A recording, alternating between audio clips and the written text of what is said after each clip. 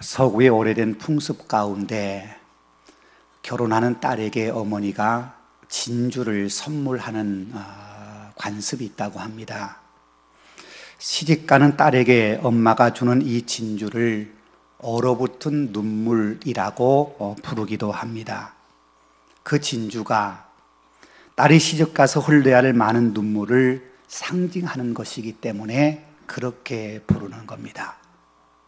낯선 환경으로 시집을 간 딸이 속상할 때 눈물을 흘리게 될 텐데, 그때 그 진주가 만들어진 과정을 생각하라는 어머니의 마음이 담겨진 겁니다. 우리가 잘 아는 것처럼 진주가 만들어지는 과정은 이렇습니다. 진주는 땅속에서 캐내는 것이 아니라 바닷속의 조개 안에서 만들어집니다. 어쩌다가 모래알 하나가 조개의 몸속에 들어가면 까끌까끌한 모래가 보드라운 조개쌀 속에 박히게 됩니다. 그러면 조개는 두 가지 가운데 하나를 선택해야 합니다. 첫 번째는 자신의 몸에 박힌 모래를 무시해버리는 겁니다. 그러면 조개는 자신의 몸에 박힌 그 모래알 때문에 병들어 살이 썩기 시작하고, 얼마 지나지 않아서 그 모래알 때문에 조개는 죽음을 맞게 됩니다. 또 하나의 선택은 조개가 자기 몸속에 들어온 모래알에 도전을 받아들이는 겁니다. 그래서 진주층이라고 하는 생명의 집을 짜서 자기 몸속에 들어온 모래알을 계속해서 덮어 싸고 또 덮어 쌉니다.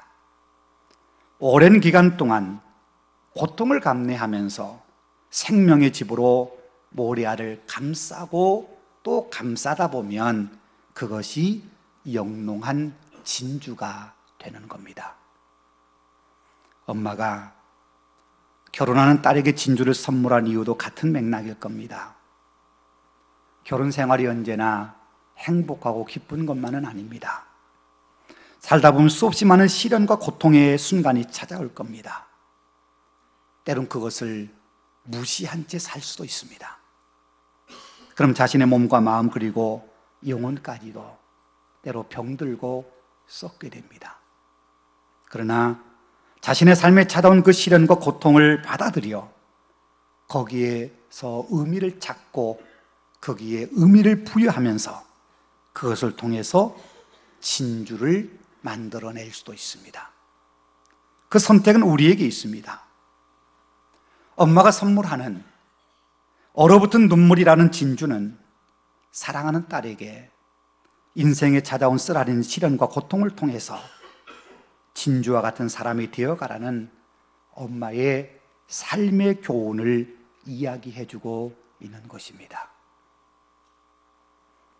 우리 가운데 어느 누구도 자신 앞에 큰 시련이나 어려움이 닥치기를 기대하고 바라고 원하는 사람은 없습니다.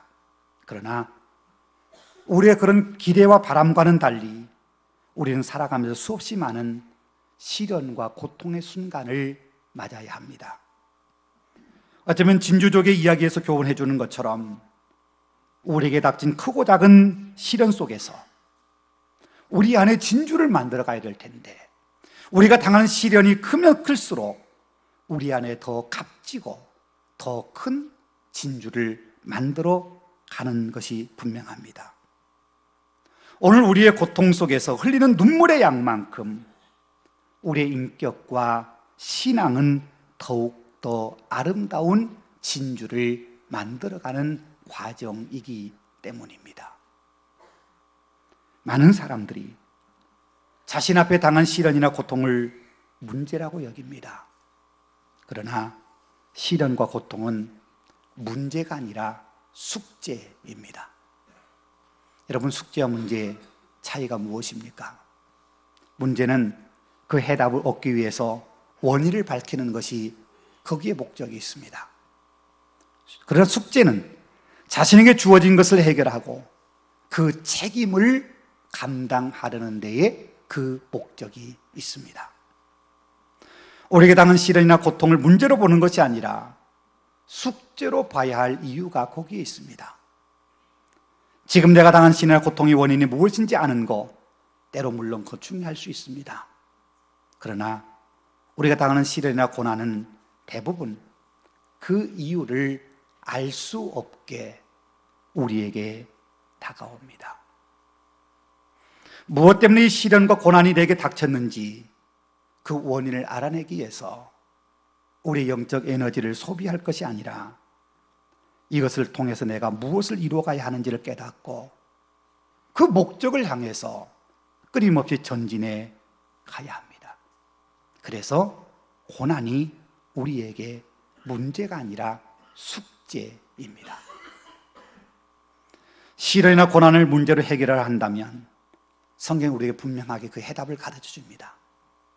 우리가 당하는 고난의 원인을 찾는다면 그게 네 가지로 분류해 볼 수 있을 겁니다.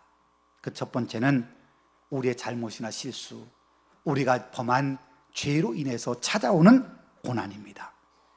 그걸 흔히 신명기적 고난이라고 부르기도 합니다. 왜냐하면 신명기에 그렇게 기록되어 있거든요. 하나님 말씀을 잘 순종하고 하나님 말씀대로 살면 복을 받을 것이지만 하나님 말씀을 어기고 하나님 말씀에 불순종하면 하나님이 그에 대한 징벌을 내리셔 그 징벌로 인해서 고통이 온다는 겁니다. 때로 우리의 삶에도 그런 연유로 고통이 찾아올 수 있습니다. 내가 하나님 말씀을 바르게 순종하지 못하고 하나님 말씀대로 따라 살지 못하고 죄와 가까이 하다가 우리의 삶에 고난을 받고 고통스러운 순간을 맞게 된다는 겁니다. 그러나요, 우리가 경험하는 모든 시련, 모든 고난이, 모든 고통이 그런 이유 때문만은 아닙니다. 우리에게 시련이나 고난의 두 번째 이유는 그리스도인으로 살다가 받는 사명적 고난입니다. 바울이 그 대표적인 사람입니다. 바울은 그의 평생에 이루 말할 수 없는 고난과 시련을 겪어야 했습니다. 고린도서 11장에서 사도 바울이 스스로 고백한 것처럼 그는 돌에 맞아 죽을 고비도 넘겼고 40에 하나 감한매를 5번이나 맞았고 일주일을 깊은 바닷속에서 위험 속에서 생명의 위기를 내걸고 그 시간을 보내야 했습니다. 그래도 수없이 많은 고난과 시련을 그는 겪었다고 이야기합니다. 여러분, 사도 바울이 왜 그런 고난, 왜 그런 시련을 겪은지 아십니까? 이유는 하나입니다.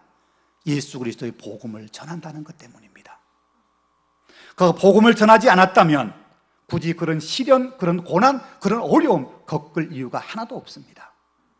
그런데 사도 바울이 고백한 것처럼 주 예수께 받은 사명, 곧 하나님의 은혜의 복음을 전하는 일을 마치려면 자신의 생명을 조금도 귀한 것으로 여기지 않는다고 하는 그 사명감에 사로잡혀 복음을 전하다가 그런 시련과 고통을 겪게 된 겁니다.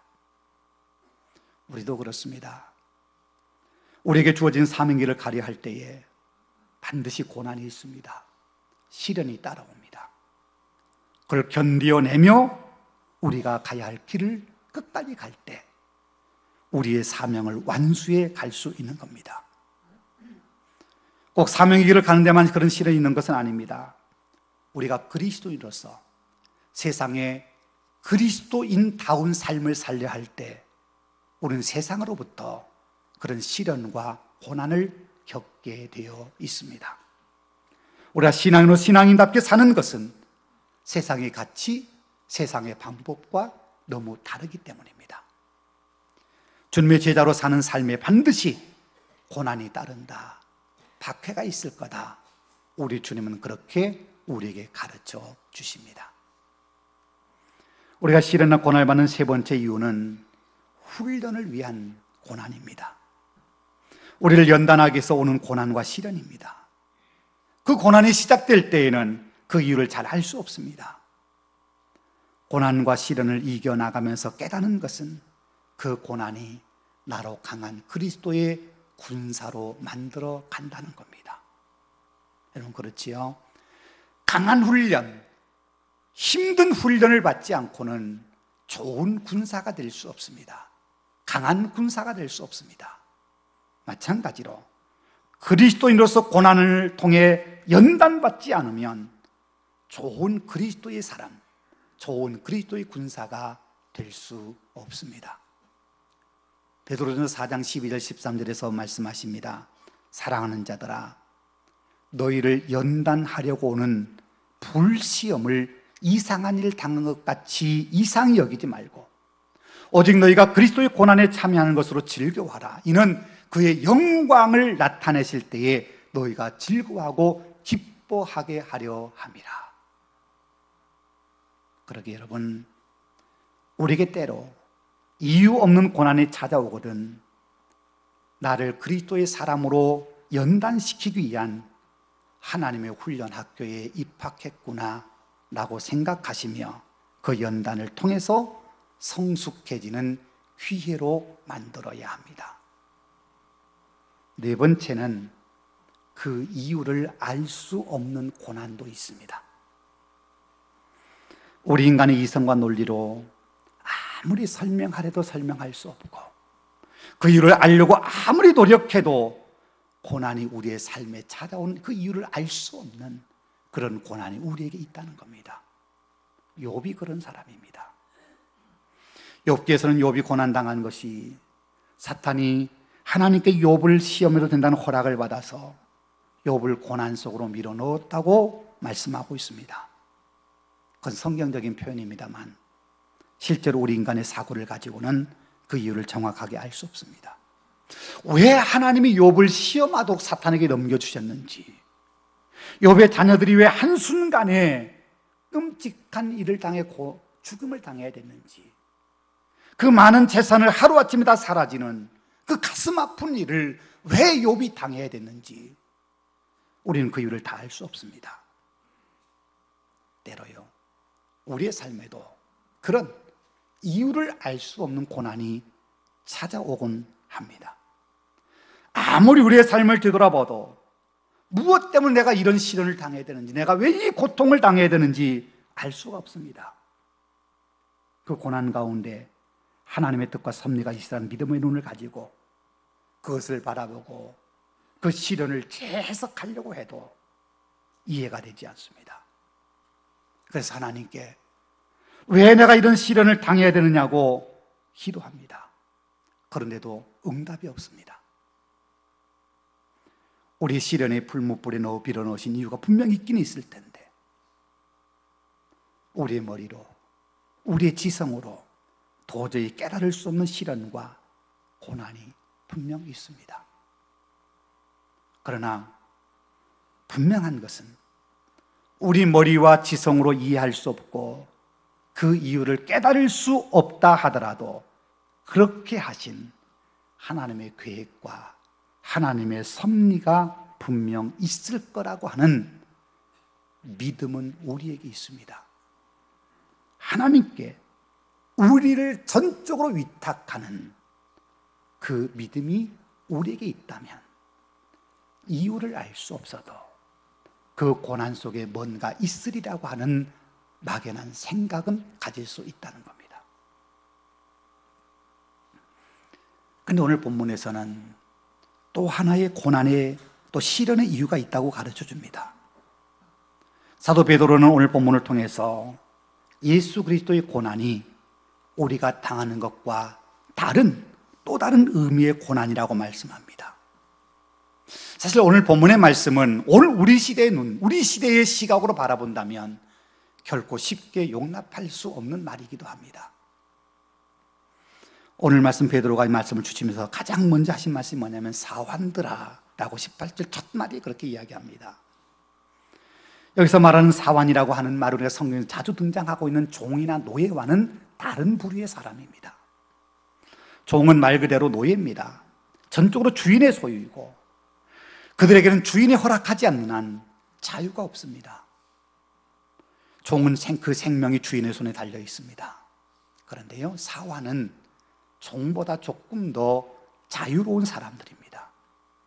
주인이라고 부르는 사람의 수하에서 일하고 있긴 하지만 종과 같이 자유를 완전히 박탈당한 채 살아가는 사람들이 아닙니다.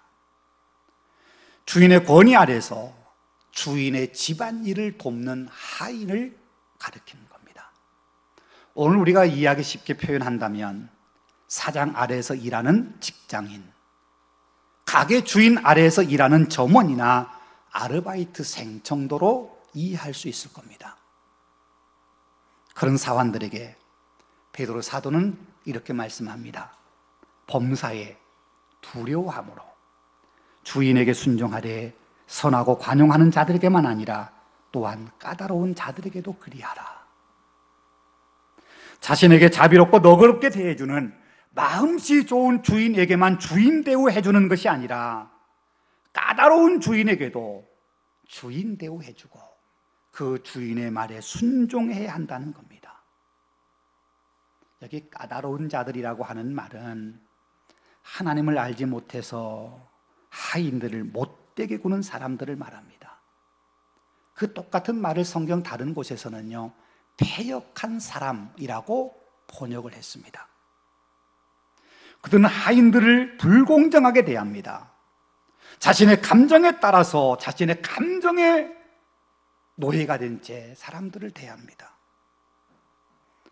패역한 세상을 닮아서 자기의 이익 앞에서는 앞뒤를 가리지 않습니다.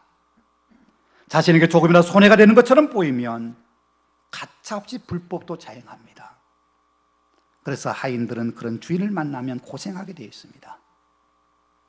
특별히 그리스도인으로서 바르게 살려고 하고 정직하게 살려고 하는 하인의 입장에서 보면 그런 사람들은 악한 사람입니다. 저주하고 욕하고 싶을 정도로 패역한 마음에 사로잡혀서 하인들을 배려하지 않을 뿐만 아니라 공정하지 못한 일이나 불법적인 일들을 하인들에게 하도록 강요하기도 합니다. 그러니 정직하게 살려고 하는 신앙인들의 입장에서 보면 처세하기가 여간 곤란한 게 아닙니다. 그런데 하나님께서는 그런 주인이라 하더라도 두려워함으로 순종하라고 말씀합니다. 여기 두려워하다고 하는 말은 오늘 보면 바로 앞인 베드로전서 2장 17절에 하나님을 두려워하며 라고 쓰여진 그 단어와 똑같은 단어입니다. 무슨 말이냐면 패역하고 불공정한 주인, 그래서 주인으로서 도저히 공경하거나 순종하고 싶지 않은 주인이라 하더라도 하나님을 섬기는 마음으로 그 주인에게도 순종하라, 그 말입니다. 주인 대하듯이, 아니 하나님을 대하듯이 하나님을 공경하는 것처럼 주인을 대하고 주인을 순종하라는 겁니다. 오늘 우리 시대의 사고를 가지고 생각한다면 오늘 이 말씀은 참 부당한 겁니다. 부당한 일을 시켰는데도 순종하라는 겁니다. 어떻게 그런 주인을 하나님 공경하고 두려워하는 것처럼 그 주인을 두려워하고 공경할 수 있겠습니까? 나에게만 좀 까탈스럽게 대하는 주인이라면 그냥 참고 견딜 수 있습니다. 그런데 불법을 행합니다. 나에게도 불법을 강요합니다. 마음 자체가 패역한 주인입니다. 무엇 하나 존경할 만한 모습이 보이지 않습니다. 그런데 그런 주인을 하나님을 두려워하는 것처럼 두려워하고 순종할 수 있겠습니까? 그런데요, 하나님께서는 오늘 본문을 통해서 우리에게 그래도 그렇게 하라고 말씀하십니다. 그러면서 그런 주인에게 부당한 대우를 받고 이유 없는 고난을 받는다 하더라도 한거하거나 그 집에서 도망칠 생각하지 말고 하나님을 생각함으로 슬픔을 참으라고 말씀합니다. 그것이 아름다운 신앙인의 모습이라고 말입니다. 더군다나 20절에서는 선을 행함으로 고난을 받고 참으면 그것은 하나님 앞에 아름다운 일이라, 그렇게 말씀합니다. 내가 뭔가 잘못해서 주인에게 미움을 받거나 어려움을 겪는다면 그건 당연한 일이겠지만 나는 잘못하지 않았습니다. 오히려 주인에게 유익을 되었습니다. 주인에게 충성을 다했습니다. 누가 봐도 선한 일을 했습니다. 그런데도 주인이 나를 미워하고 나를 힘들게 할지라도 그래도 참으라는 겁니다. 그것이 하나님 앞에 아름다운 모습이라고 말입니다. 오늘 보면 19절과 20절 마지막에 아름답다라고 하는 말이 있습니다. 이 말이 신약 성경 언어로는 카리스라고 하는 말입니다. 이 카리스라고 하는 말을 우리가 이해 쉽게, 성경의 표현대로 이해 쉽게 번역한다면 은혜라고 하는 말입니다. 그 말이. 그러기에 19절과 20절 말씀을 이렇게 읽을 수 있습니다. 부당하게 고난을 받아도 하나님을 생각함으로 슬픔을 참으면 이는 은혜로운 것이다. 부당하게 고난을 받고 선을 행함으로 고난을 받고 참으면 이는 하나님 앞에 은혜로운 것이다. 무슨 말입니까? 은혜는 하나님께서 거둬주시는 것, 선물입니다. 부당하게 고난을 받아도 하나님을 생각함으로 슬픔을 참으면 하나님께서 우리에게 당신의 선물을 우리에게 안겨주신다는 겁니다. 선을 행함으로 고난을 받고 참으면 하나님께서 그의 삶에 하나님의 신령한 복으로 채워주시겠다는 약속의 말씀입니다. 그럼 사도 바울은 예수님을 기억하라고 말씀합니다. 예수님께서도 그렇게 부당하게 고난을 받으셨기 때문에요. 예수님을 십자가에 못 박아 죽인 사람들이 누굽니까? 대제사장, 서기관, 바리새인, 종교 지도자들입니다. 당시 이스라엘 사이에서 가장 존경받는 사내들인 공회원들입니다. 그들이 예수님을 죽이기 위해서 뭘 했습니까? 예수님을 죽일 기회를 엿보고 있었습니다. 기회를 엿보고 있었다는 말은 그들의 행한 일, 그들의 계획이 불공정한 방법이었다는 말입니다. 정상적인 방법이 아니었다는 겁니다. 그러다가 가룟 유다를 은 30에 매수해서 스승이신 예수님을 팔아 배신하게 합니다. 그리고는 늦은 밤에 불법 재판을 해서 사형을 언도합니다. 당시에요, 밤에 열리는 재판은 다 불법입니다. 더 나아가 자신들의 권한으로는 사형을 집행할 수 없기에 군중들을 선동해서 로마 총독 빌라도 앞에서 예수를 십자가에 못 박으라고 소리치게 만듭니다. 그렇게 해서 예수님을 죽였습니다. 죄가 없는 분을, 로마 총독도 내가 보니 이 사람에는 죄가 없도다, 그렇게 말씀하신 그 예수님을 그들은 억지를 부려서 결국 십자가에 못 박아 죽이고 맙니다. 하나님의 아들이신 예수님께서 불의한 사람들에게 불의한 재판을 받으셨습니다. 죄가 없으신 분이 죄로 찌든 인간의 권력자들에게 억울한 누명을 쓰고 재판을 받으셨습니다. 천지를 창조하신 분이 피조물인 인간에게 채찍에 맞으시고 침뱉음을 당하셨습니다. 평화의 왕이신 주님께서 로마 병정들의 손과 발에 못을 박히셨습니다. 가장 영광 받으셔야 될 주님께서 사람들에게 조롱을 당하셨습니다. 그런데요, 오늘 보면 21절에 뭐라고 말씀합니까? 그리스도도 너희를 위하여 고난을 받으사 너희에게 본을 끼쳐 그 자취를 따라오게 하려 하셨느니라.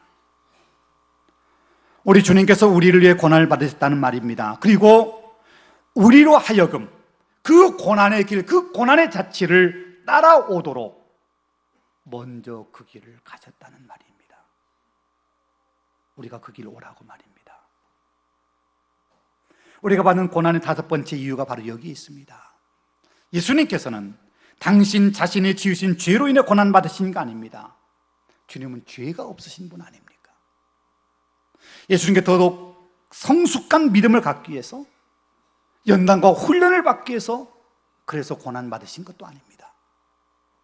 예수님이 고난당하신 것은 우리가 그 이유를 알 수 없는 애매한 고난 아닙니다. 예수님은 우리를 위해서 고난받으셨습니다. 우리의 죄로 인해서 마땅히 죽여야 할 우리를 대신해서 죽으시기 위해서 그 고난의 길을 가신 겁니다. 그러면서 우리로 그 고난의 자취를 따라오라고 말씀하십니다. 우리가 누군가를 위해서 고난당할 정도로 나의 고난을 통해서 누군가에게 영향을 주고 누군가에게 생명을 살려주는 그리스도를 닮아가는 삶을 살라는 겁니다. 내가 힘들 때, 내가 시련을 당해 고통스러울 때 내가 그걸 감내함으로 누군가에게 유익되는, 또 누군가의 생명을 살리는 구원의 통로가 되라는 겁니다. 그렇다면 오늘 본문이 사완들아 그러면서 이유 없이 주인에게 고난당한다 하더라도 하나님을 생각함으로 슬픔을 참으면 그것이 은혜로운 일이라고 말씀하신 이유를 알 수 있습니다. 그것은 바로 우리가 당한 그 고난을 통해서 나를 힘들게 하는, 나를 미워하는 그 주인까지도 구원할 수 있다는 것입니다. 지금 당장은 힘듭니다. 속에서 끓어오르는 분노의 감정을 주체할 수 없을 정도로 억울합니다. 참고 참으려 하지만 인내의 한계를 느낄 때가 한두 번이 아닙니다. 내가 왜 이런 고난을 당하고 이런 불이익을 당해야 되느냐고 누군가에게 항변하고 싶을 때가 있습니다. 그러나 우리 주님께서 억울한 재판을 받으실 때 군병들에게 채찍을 맞으시고 가시관이 금머리에 씌워지실 때, 사람들에게 조롱을 받으실 때, 그 어느 때에도 우리 주님은 한 번도 원망하거나 항변하지 않으셨습니다. 그저 묵묵히 참으시고 십자가에서 죽으셨습니다. 그랬기에 우리가 구원을 받게 된 겁니다. 그 예수님처럼 그 예수님을 생각하고 때로 우리도 참아보십시다. 억울해도 참아보십시다. 불이익을 당해도 손해를 감수하고 참아보십시다. 하나님을 두려워하는 마음으로 주님을 묵상하며 십자가를 생각하며 참아보십시다. 그러면 세상은 우리에게 어리석은 사람이라고 손가락질 할지 모르지만 분명 우리를 통해서 놀라운 하나님의 역사가 일어나게 될 겁니다. 닭과 독수리는 위험한 순간을 당할 때 전혀 다른 반응을 보인다고 합니다. 폭풍우 몰아치는 날이 되면 닭은 자신의 몸을 날개 아래 감추고 숨을 곳을 찾습니다. 그러나 독수리는 거대한 날개를 활짝 펴서 태풍에 자신의 몸을 싣고 유인하라 안전한 곳을 향해 비행해 갑니다. 인생의 폭풍을 만날 때 우리 인간도 두 가지 유형으로 대응할 수 있습니다. 너무너무 힘든 일을 만났을 때, 잠이 오지 않을 정도로 억울한 일을 당할 때에, 견디기 힘든 정도로 괴로운 일을 경험하게 될 때, 닭과 같은 사람은 일단 몸을 숨기고 봅니다. 그때가 지나가기만을 기다립니다. 그런데 독수리와 같은 사람은 고난 앞에 당당히 서서 그 고통을 통해서 더욱 큰 하나님의 사람으로 성장해 갑니다. 여러분, 누가 더 지혜로운 사람입니까? 때로는 힘든 문제 앞에서 자신을 숨게 할 때도 분명히 있습니다. 그러나 자신이 숨는다고 자신 앞에 당한 문제가 해결되는 것 아닙니다. 우선 당장 눈을 감는다고 내 앞에 몰아친 폭풍우가 사라지는 것 아닙니다. 하나님은 고난과 시련을 통과한 사람, 그래서 연단받고 훈련된 바로 그 사람을 통해서 당신의 선한 역사를 만들어 가십니다. 여러분, 그거 아세요? 낮에도 하늘에 별은 떠 있습니다. 단지 주변이 환하여 그 별을 우리가 볼 수 없을 뿐입니다. 아무것도 보이지 않는 캄캄한 밤이 되었을 때 비로소 그때서야 우리는 밤하늘에 떠 있는 영롱한 별빛을 볼 수 있습니다. 마찬가지로 평안할 때 볼 수 없었던 것을 고난의 때에야 볼 수 있게 됩니다. 평안할 때에 들을 수 없었던 하나님의 음성을 고난의 때가 되어서야 들을 수 있습니다. 평안할 때 느끼지 못했던 하나님의 임재를 고통의 때에는 깊이 느끼며 경험하게 됩니다. 때로 우리에게 다가오는 고난은 우리를 성숙한 믿음의 사람이 되게 할 뿐만 아니라 그것을 통해서 누군가를 구원한 놀라운 역사를 만들어 갈 수도 있습니다. 그래서 오늘 본문에서 하나님께서 말씀하십니다. 그리스도도 너희를 위하여 고난을 받으사 너희에게 본을 끼쳐 그 자취를 따라오게 하려 하셨느니라. 여러분, 주님의 고난의 자취를 따라가십시다. 힘들더라도 기쁨으로 그 길을 가십시다. 때로 억울해도 주님을 생각함으로 그 길을 가십시다. 분명 우리를 통해서 하나님이 당신의 선한 역사를 이루어 가실 겁니다. 기도하겠습니다. 은혜가 풍성하신 아버지 하나님 감사합니다. 우리의 삶에 수없이 당하오는 고난과 시련과 역경 가운데도 우리를 품에 안아주시고 여기까지 인도해 주시니 감사를 드립니다. 주님의 선한 손길이 우리 가운데 있음을 알면서도 때로 우리가 힘든 일 당할 때, 어려운 일 당할 때, 내가 이해할 수 없는 일을 당할 때, 억울한 일을 당할 때 우리는 그 시련과 그 고난의 때를 때로는 잊어버리고 때로 원망하고 불평하고 때로는 올바른 방법이 아닌 다른 방법으로 우리가 그 때를 이겨내게 보려고 무더기도 애를 쓰는 어리석은 우리들임을 고백합니다. 주님, 우리를 부르셔서 택하신 백성 삼으시고 먼저 우리에게 본을 보이신 우리를 구원하시기 위해서 고난의 길을 기꺼이 가셨던 우리 주님을 생각하며 때로 우리도 참게 하시고 견디게 하시고 이기게 하셔서 우리를 통해서 누군가가 선한 영향력을 받고 누군가에게 좋은 일을 나눠줄 수 있고 더 나아가 누군가의 생명을 살리는 하나님 놀라운 은혜 역사가 우리를 통해 이루어지도록 복을 내려 주옵소서.